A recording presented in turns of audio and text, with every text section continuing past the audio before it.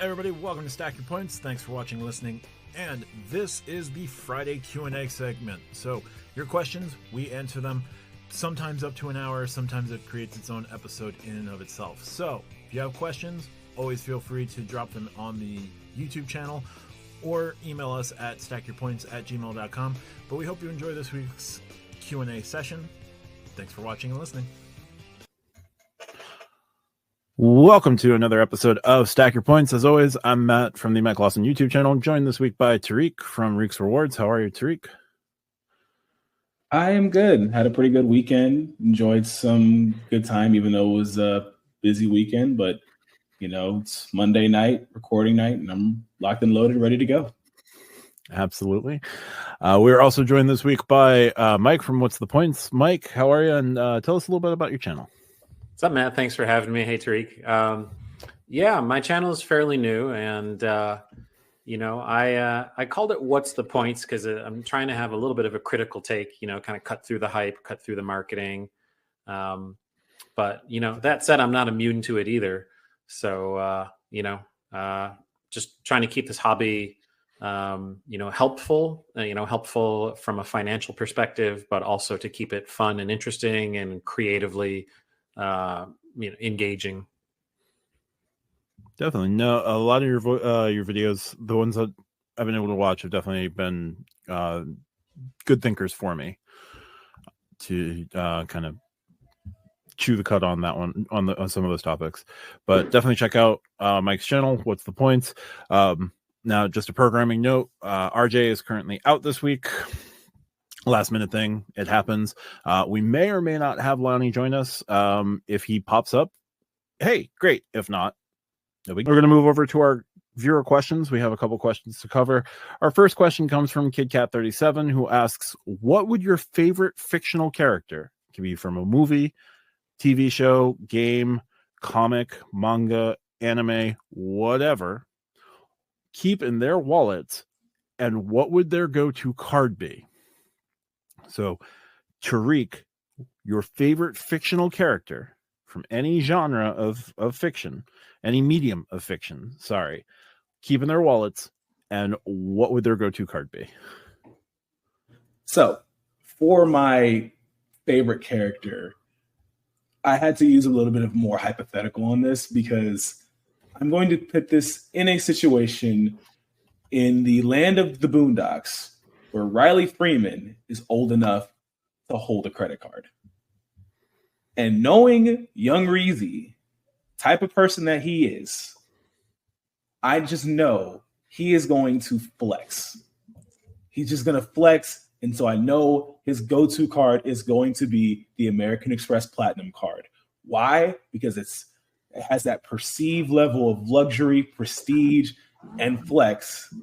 And it doesn't matter, even though it has the annual fee, he's probably not going to use the credits, but he's going to have the card, and he's going to show it to Huey, and he's going to talk about how much of a baller he is because he has the American Express Platinum card.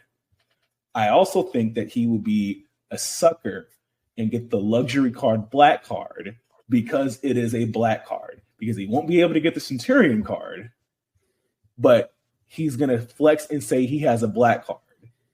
Even though we all know the luxury card black card is a whole lot of nothing and is a waste of like $500 of an annual fee. I think it's $495 if I'm not mistaken.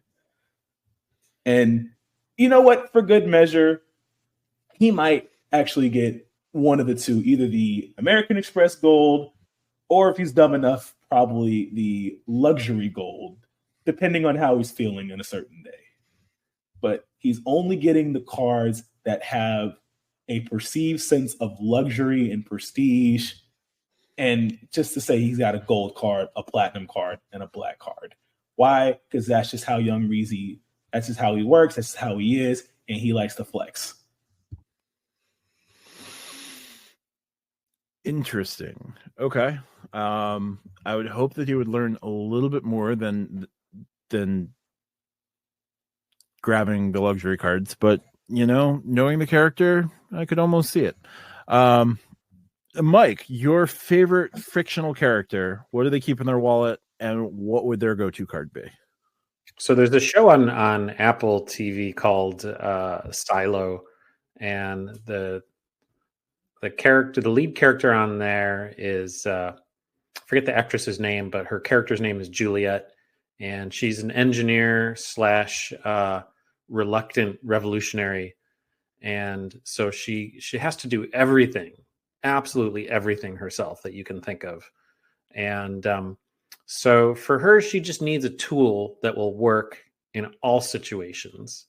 So naturally, she's going to have the U.S. Bank Altitude Reserve.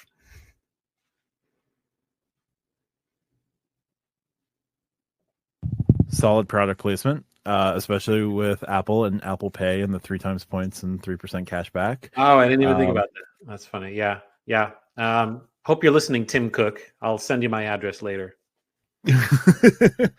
Tim would wonder why you're not paying with everything with an Apple Card, but Tim's Apple Card has no limit, right. Yeah. So there's that. Tim's also probably chatting away with some bank executive to take the Apple Card. Yeah. So, Lonnie, your favorite characters, what does their wallet look like? And what is their go-to card? I mean, is it going to shock anyone that I would say a stormtrooper in any way, shape, or form? And that their wallet would probably be white and black, maybe like a Ridge wallet, maybe, because, you know, they don't have pockets. So they need something slim to hide in that little pouch on their back. I can't think of a single thing that a card that would fit the norm of a stormtrooper. The Disney card of Darth Vader on the front of it, like that's the only thing I can think of where, you know, I mean, the $200 credit got to help with somewhere, and the 2x, you know, space fuel ain't cheap. Do they even use space fuel? Not 100% sure what powers an Imperial destroyer. Also wasn't aware that you would go with Stormtrooper over one of the Marvel characters, but okay, yeah, we can go Marvel, because if we go Marvel, I'm sorry, Miles Morales, the new Spider-Man or current Spider-Man, is ridiculously cool to me. My son loves him as well, which is even better. Representation matters, y'all. Because he is 16, he wouldn't have a credit card. So let's say if he was 18, he would make the huge mistake of getting the Freedom Unlimited as his first card. Yeah, for the 1.5 or 1.5, I think he would make that particular mistake. And of course, you know, he's in Brooklyn, so the convenience stores, the drug stores, the dining, I think that's the way he would go. At least he's getting 3 at those locations. Well, 1.5 at the bodega. At the bodega? Well, unless the bodega counts as a restaurant. There's because that. some of them do. I'm just going to go back to the Stormtrooper hypothetical with the Disney card with Darth Vader, and I can already imagine seeing like in Stormtrooper orientation, whatever they do, like Darth Vader, like in a video, because he's not going to make an appearance. He's going to be like, you can only have one card, and that one card is this Disney card with my face on it. It's the only card you can use. Look, if they make a Stormtrooper card, I might burn a slot. And it's not embossed, doesn't have numbers on the front of it. I might burn a slot. Like, can't you do like a custom Discover It like image? You can almost do a custom, and they got Stormtrooper gift cards. I mean, I could just go get one of those and not burn a slot, but still. I mean, you could just make your Stormtrooper. You can make like a lion card and have a Stormtrooper on there if you really wanted the Stormtrooper. Yeah. Well, the other reason why I even bring it up is because I literally just got back from Disneyland. So yes, Matt, I flew from New York to Anaheim, which is my God, holy jet lag, man. Yeah, that's a flight. My son loved it. And yes, we walked through Galaxy's Edge. That was his first time going to Disneyland, of course, but we walked through Galaxy's Edge, ran into Stormtroopers. He knows how much I love him. And he was like, Dad.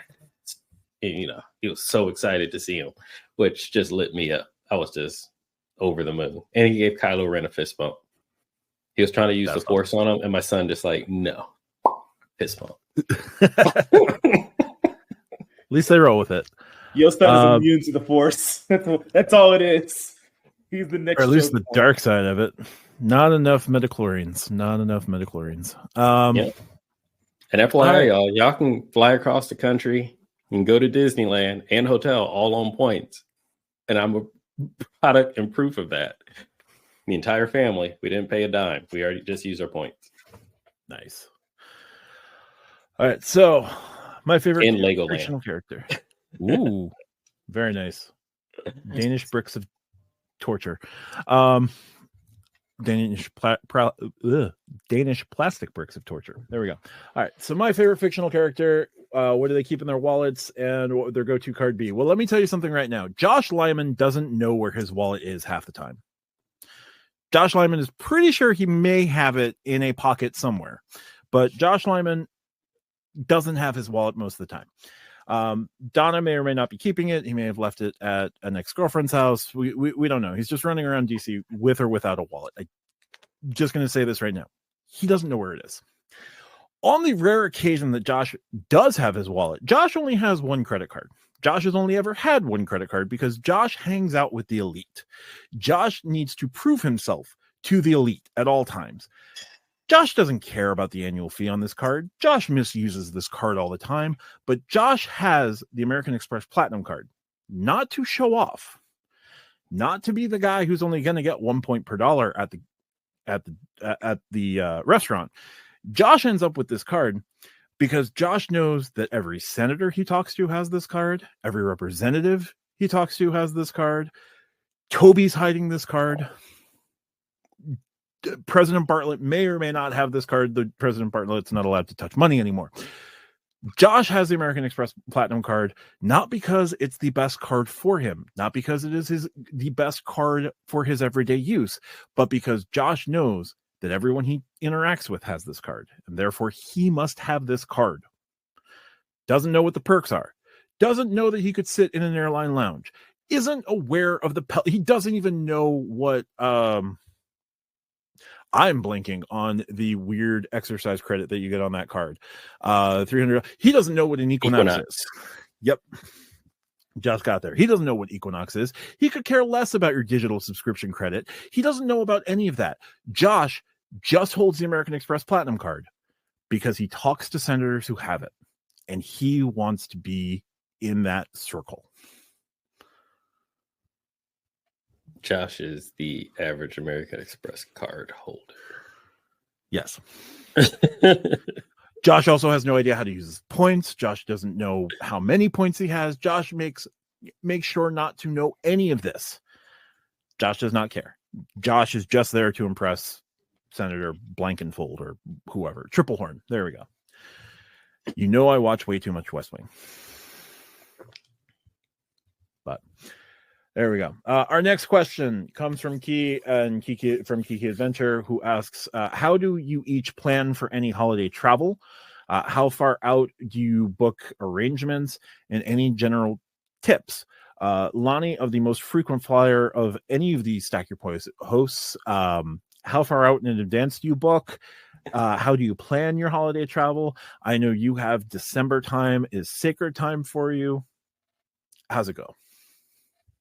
Absolutely. And yes, I'm keeping the hat on for not the entire show, but this is a show right now.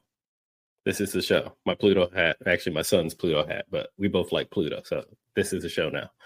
Anyway, for my holiday travel, it's one of two ways. It is either super far in advance, and I'm talking like September, October is when I actually like plan it, book it, because I have a large family myself. I have 3 older siblings, and all 4 of us, between the 4 children of our family, we all live in 4 different states. So for us to plan, we have to start early. And my parents' house is the central hub of our family. So it's like, who's going to Illinois? Who's not going to Illinois? And the thing is that, yes, I have 4 siblings, but each of us also have significant others that have families themselves. Only one of my brothers, his significant other lives in our hometown, or originated. Their family is also in our hometown. But like, I'm from Illinois, my wife's from Wisconsin. So we're not just planning like one family against 3. We're planning one family against like 7 or 8, because we got to get her family out the way. We got to get my family out the way. We got to make sure the timing is right, where like uncles and aunts on her side are all showing up at the same time. And then also my siblings are showing up to our parents' house at the same time. So yeah, we start super early when we can. In most cases, because, you know, growing up in central Illinois, for y'all that don't know the Midwest, like, you get a really big house and a backyard and a front yard, and then like a 4-car garage for a fraction of what you see probably in other places of the country. So you don't really have to worry about hotels. So like, my parents' basement is a separate house. Like, you could just live in the basement, fireplace, living room, like 2 bedrooms, 2 bath, full kitchen. That's just their basement. It's a completely separate house, just down the stairs. And so we don't have to worry about that type of stuff, because, you know, we can all just stay at our parents' house. And then there's 2 guest rooms upstairs. Obviously, my parents are empty nesters. I'm the youngest kid, and it doesn't look like I live at home anymore. So yeah, that's the way I do it. And if we don't do it that way, the last thing is call an audible, literally last minute, like a couple of weeks before Christmas, maybe. And it's just like, smash and grab. What can we get? Like, how do we get there, and where can we stay? But for the most part, we try to plan early, because there is so much scheduling and coordinating that we have to do, not just within my family, but also within my wife's family. Got it. Any useful tips for watchers, listeners? Yeah. So once again, just staying on the plan early. Whatever you're thinking of doing in the holiday, you are not the only person thinking of doing it. And so by planning early gives you the best option for not just the price. Prices are going to go up. Holiday is always the same time of year. So the hotels know people are coming. So the prices are always just going to keep going up year over year. But if you're like, oh, we want to do this because of this geolocation of this hotel, or we want to rent a car or something like that, once again, you're not the only person or the first person to think of it. So by planning early gives you the best absolute option of getting what you want. On top of that, if you're going to be doing extended stay, so let's say like you're like me, and you're going to be traveling to another part of the country for a long period of time, and you want a little extra room to relax. Say I want to stay at a hotel instead of my parents' house and stay in a suite, or a extended stay, you know, like a stay bridge or something like that has like the 2 bedrooms and all that. That's what I mean when I say that. Book what you want. Do not rely on the hotel upgrades. Do not rely on the rental car upgrades, because once again, they have a limited amount of capacity and inventory, and you're not the only one that needs a car. You're not the only one that needs a hotel. So don't go ahead and book the studio thinking, oh, I'm platinum member, or I got, you know, gold status, so I'm going to get an upgrade. You're probably not during the holiday. It's probably not going to happen. So the other thing is book early and book exactly what you need or what you want. It's probably the only way you're going to get it. Definitely. Mike, how do you plan your holiday travel, or how far out do you book your arrangements? Well, I try to travel during off-peak times when I can for that reason. And I try to have agreements with my friends and family around that. That's just something I've always done, even before I've been into points and miles. That said, having a good stash of points in different ecosystems opens up the possibility of being able to find better deals, obviously, but also making it more flexible and potentially being able to find things closer in. And I've sometimes seen relatively inexpensive travel around normally super expensive days. And, you got to be willing to look. So I've been really learning to use award search tools this year. I really like PointsPath as a plugin for Google Flights, because it's nothing fancy. It just shows you, the miles price right next to the cash price and lets you know which is a better deal. And so then you're using the power of Google Flights, which is an amazing tool. But yeah, I would agree with what Lonnie said. I mean, I've become a lot more of a planner in general. I think the downside, if you will, to getting increasingly obsessed with this hobby is that I've never put more work into planning than I do now, and I'm looking at so many more options, and trying not to take it to an extreme, but yeah, doing it in advance will usually. I mean, for me, it's just kind of peace of mind because I know, all right, this is going to take me usually a lot of work, especially if I'm going somewhere that I haven't been to yet, like just learning what the options are and not only how to get there, but where to stay and what's a good value.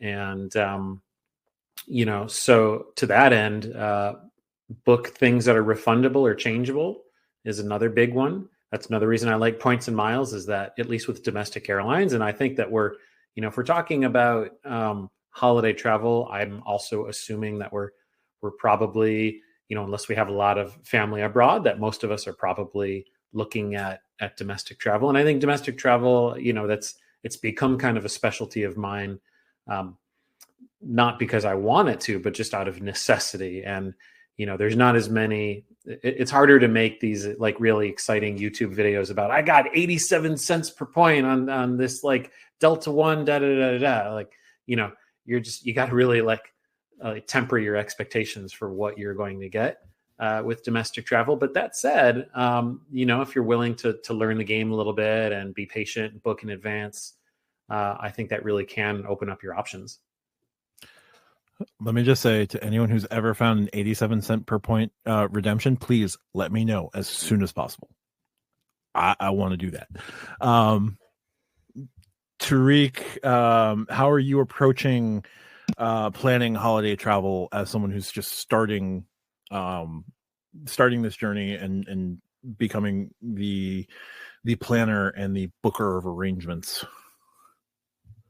So this is my second year booking holiday travel, first year with points and knowing the game. Fortunately for me, my family, a good chunk of my family that I do Thanksgiving with for like November is within 45 to like an hour away. And that's just because of traffic. San Antonio is a pretty decent sized city, and we just have, if you've ever been in Texas, it's a lot of driving and a lot of traffic.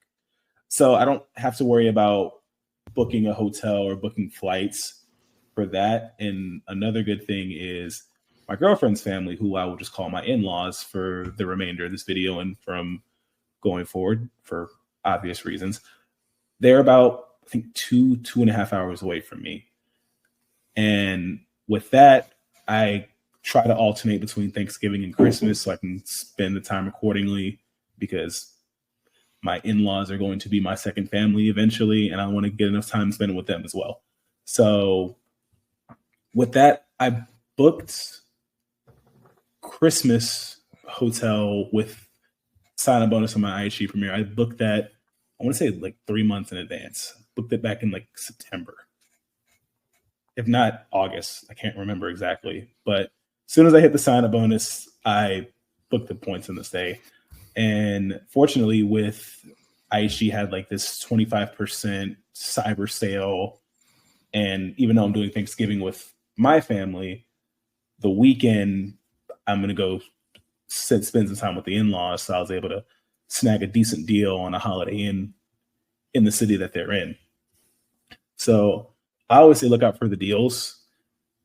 Even if you have a preferred partner, Southwest, and I think Alaska usually has like $500 gift cards at Costco for like $430.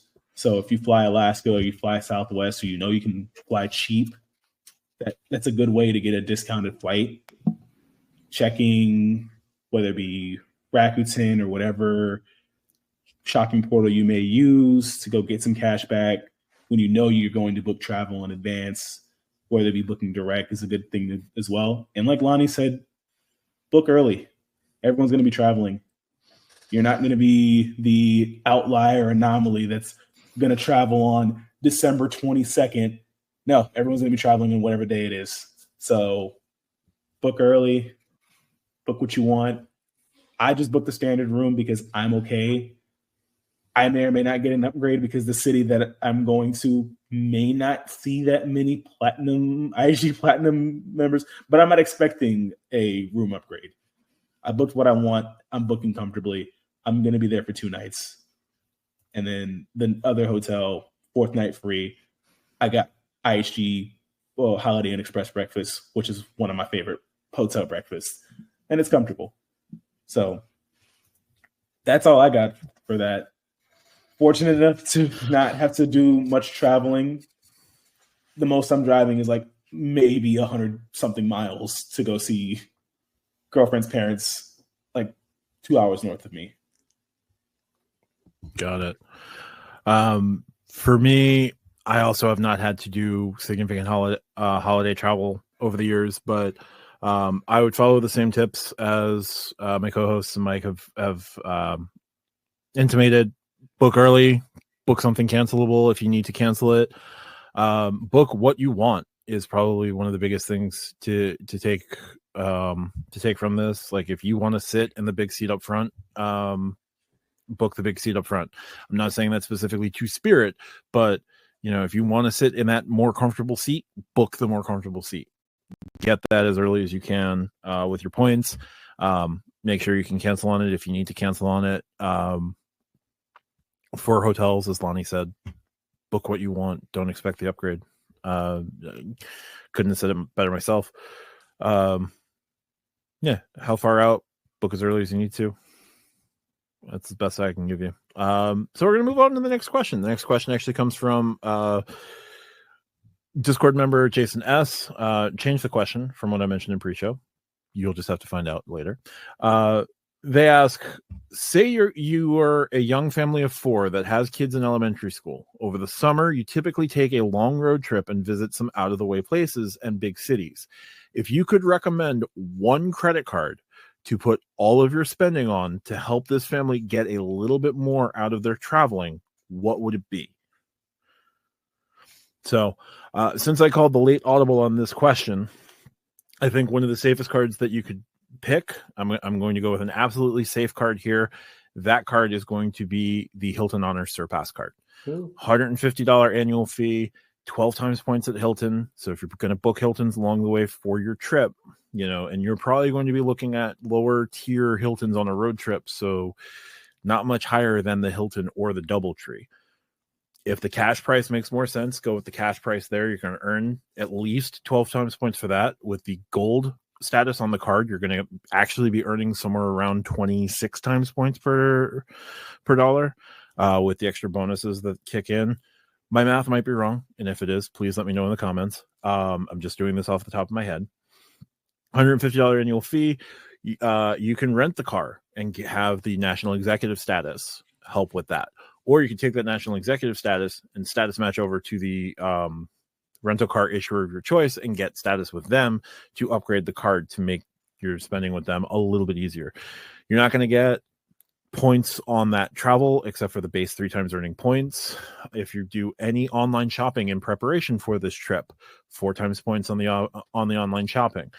Your gas, your grocery, and your dining is all going to be 6 times points on the Hilton Surpass. So you're going to constantly be building up points using this card on everyday spend. 6, 4, 3. And as a one-stop shop, great card for that. And so that first summer, you may pay cash for that first summer vacation, but I guarantee that first summer and that first year is going to very easily supplement your point capabilities on years 2, 3, and 4 going forward. So I would say, and I'm using the cop-out answer, Hilton Honors Surpass as a one-stop shop card. Lonnie, is there a card that you would recommend? So I was going to say a hotel card, but you just did that, so I'm not going to repeat that. I'm going to go for plan B. But yeah, a hotel card, I'm just going to touch on what you had said lightly. A hotel card will cover most hotel cards, not every single one of them, but the more top tier of the ecosystem of them, the ones that have annual fees, usually cover you for travel and also cover you for gas. So you're already knocking two birds with one stone there, plus whatever hotel brand that you would pick. So that's why I was going to say that. But like I said, Matt gave a great answer. So as he was speaking, I actually shifted a little bit. And I'm going to go specific, and you probably know where I'm going to go to. I would say one of the Sapphire cards. Me personally, I'm going to say the CSR, the Sapphire Reserve. The reason why, first off, is the points versatility. So unlike going with a co-branded card or a specific hotel card that's only going to earn points in one ecosystem or towards one brand, your Chase Ultimate reward points have way more versatility and flexibility for you to use them, redeem them. But on the earning side, because you're on a road trip, you're going to hit a lot of those categories that are going to earn you 3x. Now, once again, I already know if someone comes at me in the comments, you can use a different card and get way more points. But the ease of use and the question, and this is very specific. Is he asking for a friend or something here? Because this was like really specific. But it said one credit card. And I would actually have to say the CSR because you're going to get your 3x on your hotels, tolls while driving, your parking meters or any type of garage parking while driving, anything dining related. So it's going to cover, an eclectic group of bonus categories just by holding it. And then, like I said, if you need to, quickly use those points, transfer them out to almost, how many partners does Chase have now? You have that freedom as well. So that'll be my answer. In addition, as long as gas is a pay yourself back category, you'll get one-time points for gas if you're using the CSR for gas as a one card for everything, but you're going to get back 1.25 cents per point if you use points to redeem your gas. And if you time your card properly, your first $300 of the road trip will get refunded back to you anyway. These are just the silly ways that my brain works. No, you're right. I was keeping promotions and limited time offers out of it, but you're 100% right. You do need gas to be a pay yourself back category, which those do rotate out quarterly, which is a pain in the butt. So, yeah. Mike, one card set up for a family on the road trip, the summer road trip. What card would you recommend? I'm going to go with the City Double Cash. And not knowing too much more about their situation beyond just this specific trip, I'm picking that card because it's the simplest one that I can think of that also, except for maybe the active cash that, there's probably others, but simplest, like mainstream, well-known, like, 2X cashback card that gives you 1 cent per point cash out, but also gives you the ability to pair it with other city cards if you want to get fancier with redemptions. It's definitely a strong one. I think right now they still have and I'm going back to the limited promotions, and I apologize, but just highlighting some features of the card. I think right now that's still 5% cash back through the city travel portal, so you can get a pretty good discount on those stays. Now, Jason's question doesn't highlight that they're brand specific with their travel, that they're not tying to an online travel agency or anything like that. So the 5% through the city travel portal can definitely work out pretty well for you as well, as long as that's active, which I think is through June of next year, but they might just keep kicking that down the road. Tariq, your one-stop shop card that you'd recommend. So, Matt, you went with the hotel card, and I think I'm going to also shamelessly go with a hotel card as well. And my hotel card is going to be the IHG Rewards Premier card. It is for a road trip card for a family of 4. You're going to get 5x on dining, 5x on grocery gas stations, excuse me.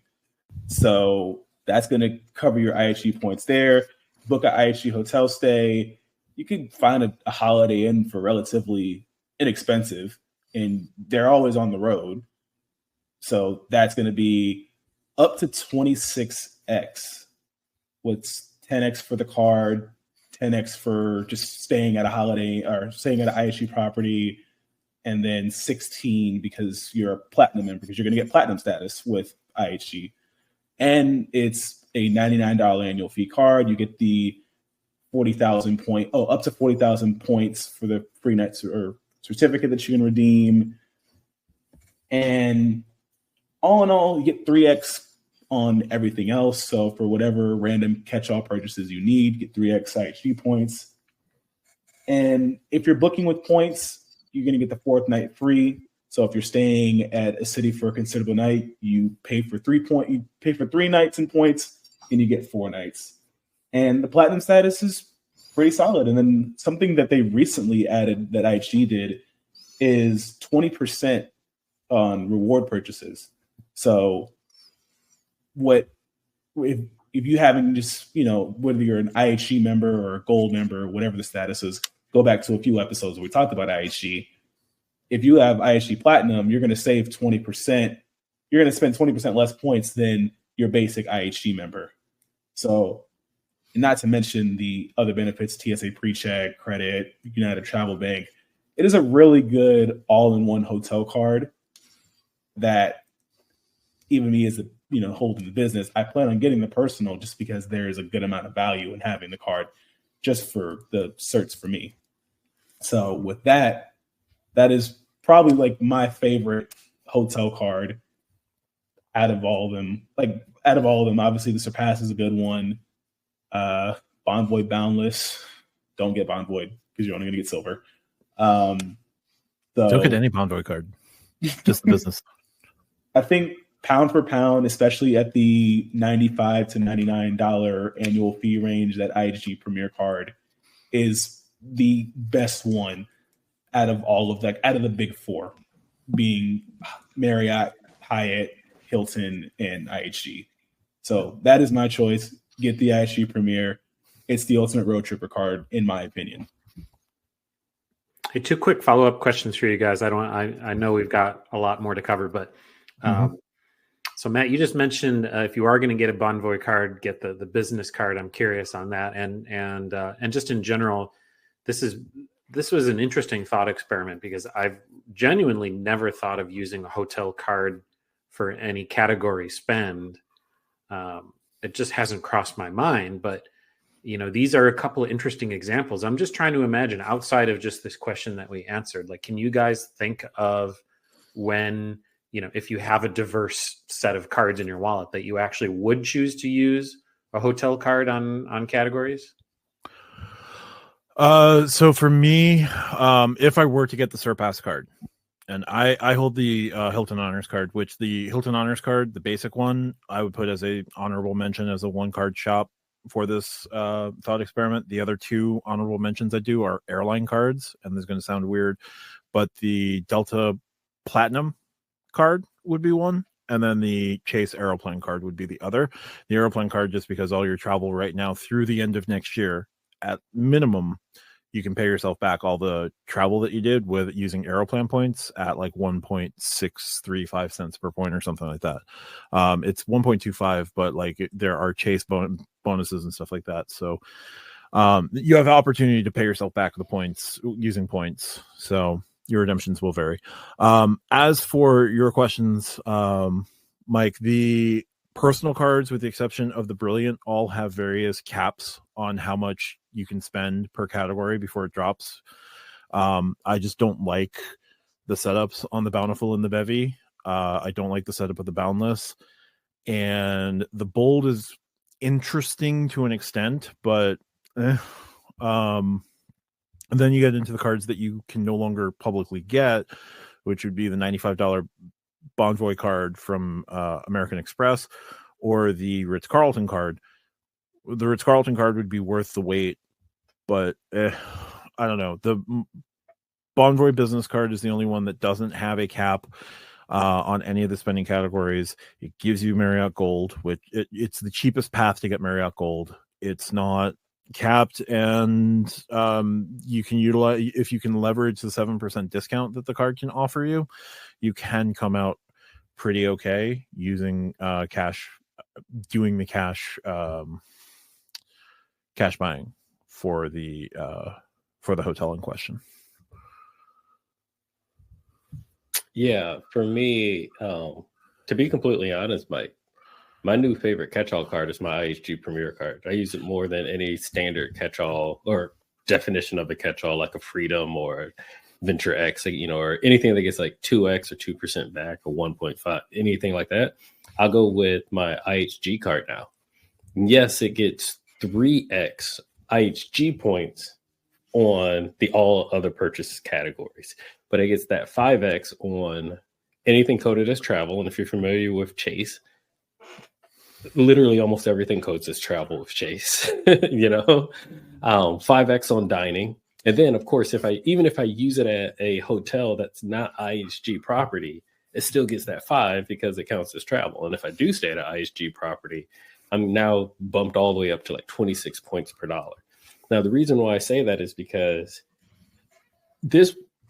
what I'm about to say in context, literally you could transfer to almost any other hotel card because they all have like that 3x on everything. I know the Hiltons do as well, right? Correct, Matt? Mm-hmm. But I know that IHG points are on average normally worth 0.8 cents per point. And most people in this credit card and points community live and breathe and die. Like they only chisel into marble cent per point value. Like that's it. There is no backspace. There is no Control Alt Delete. But the thing is I hate cent per point value because no one actually does the equation correctly. They only count what they're getting their points for, but they're not counting what you are earning them at. And if I have something that's 0.8 cents per point when I redeem it, but I'm earning it at 5x, I'm not earning those points at 0.8. I'm earning those points at 0.16. And they're instantly inflated to 0.8 when I redeem them. And so because of that, I'm getting way more value out of the 3x on my IHG Premier than I could even get from like a Freedom Unlimited at 1.5 and then use the Trace Travel Portal at 1.5. So are you buying points at all when they're on sale for half a cent? I've never bought points, no. But if I needed to, I would. Yes. I'm not opposed to it. I'm just saying I never needed to because I usually keep my, points wallet pretty thick. I try to keep it thick because I travel a lot. The other the thing I didn't mention in the Hilton Surpass, after you spend 15,000, you get that free night on the Surpass. And so that can be your catch-all card up to that 15,000. And you get a free night certificate on that, and you'll get a free night on pretty much every increment of 15,000 that you put on the card. So if you're someone who will put, for whatever reason, $60,000 through one card in a year, you're going to get 4 free night certificates. You're going to get Hilton Diamond because you unlock that at $40,000 and spend in the year. If you're just going to be at Hilton's all year, every year, whatever, the Surpass can be a great just one card setup for you. Now, that is limiting you to Hilton's. You're not going to be able to go to IHG's, to Marriott's, to whatever. Hilton has a big enough footprint where you can kind of get away with it being your one card. So at 150, the value proposition is just going to be huge for a family that is just doing road trips over the summer.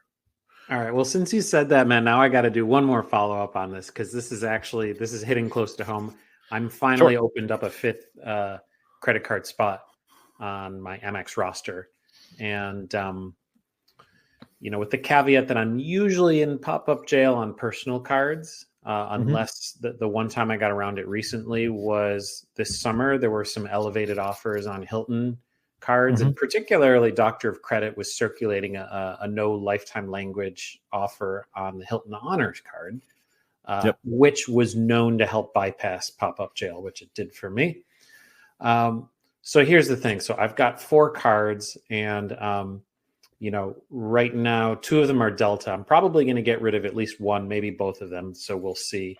I've got 2 Hilton cards, so that leaves space for 3. And what I was thinking I was going to try to do, despite our misgivings about Bonvoy, I kind of want to try to get Bonvoy Titanium status because I'm interested in the United Silver status that you get. And I think that if I could plan a certain number of stays during when they do the double Elite Night credit promos that I guess they tend to do in more February, March, then this could be a reasonable play to to do that. However, that would require me, I do have the Bonvoy Boundless right now. And so come about, mid next year, that'll have been 2 years. And so I'll be finally eligible to open one of the MX flavors, the 2 MX flavors of Marriott cards. So what I was thinking of doing is trying to open both of those, right? So then I would have 2 Marriotts and I have 2 Hiltons. So if I close both of my deltas, then I could open a 3rd Hilton card. And of course, everyone knows how great the Hilton cards are. And, so that's something I could do. I could have 2 Marriott cards, 3 Hilton cards. And, I guess the sub question here is like, okay, I got this Hilton Honors. I really want the Surpass. I mean, for me, that's more of the keeper. If I'm only going to have 2 Hilton cards, I want to have the Aspire and the Surpass. Yep. So I'm waiting for that offer to pop up whenever it does, from the Hilton Honors to the Surpass. And I got to be careful about that, right? Because if I take an upgrade offer on that, then that's probably going to lock me out of getting a sub on opening a new Hilton Surpass card.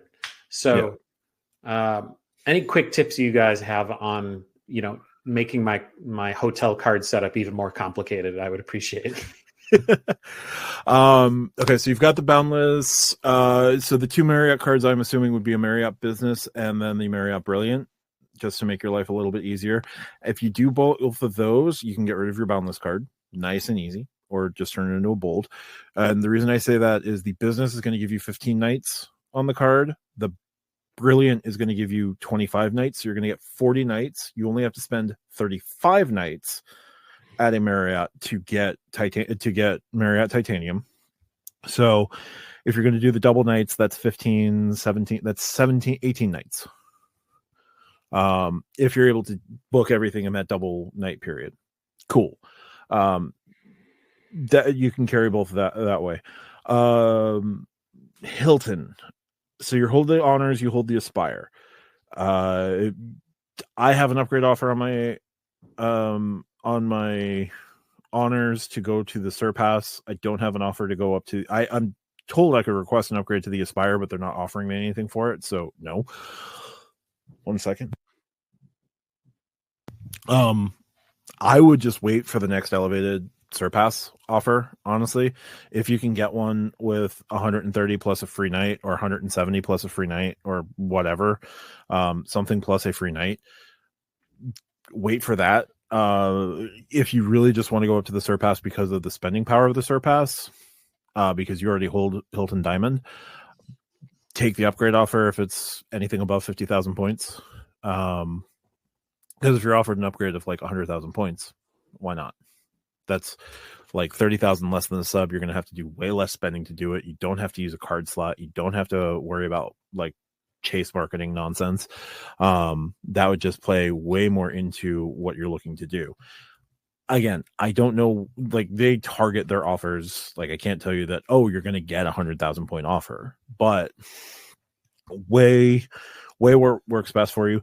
The other thing you can do to make things even more convoluted would just be wait for the get a Hilton Honors business card. $195 annual fee. That kind of sucks, but 5 times Hilton points on everything, on up to $100,000 in spend. So 500,000 Hilton points a year if you spend $100,000 a year through the card on your businesses, or whatever.